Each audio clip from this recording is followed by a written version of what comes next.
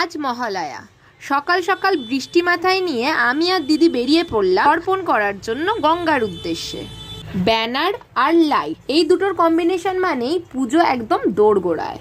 এরই মধ্যে আবার বৃষ্টিও স্টার্ট হয়ে গেছে, আর আমি বৃষ্টি একদম পছন্দ করি না।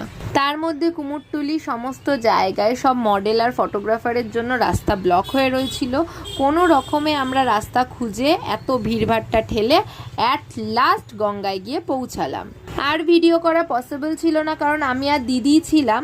তো আমাদের তর্পণ হয়ে গেছে, আমাদের স্নান করা হয়ে গেছে। আমরা বাড়ির উদ্দেশ্যে রওনা দিলেও হঠাৎ করে দিদির মনে হলো যে দিদি ভূতনাথে একবার পুজো দেবে। ব্যাস, যেমন কথা তেমন কাজ। আমরা চলছি এখন ভূতনাথের যাওয়ার উদ্দেশ্যে। ভূতনাথেও অনেকটাই ভিড় ছিল, তারই মাঝে আমরা সুষ্ঠুভাবেই ঠাকুরের দর্শন পাই এবং পুজো দিই।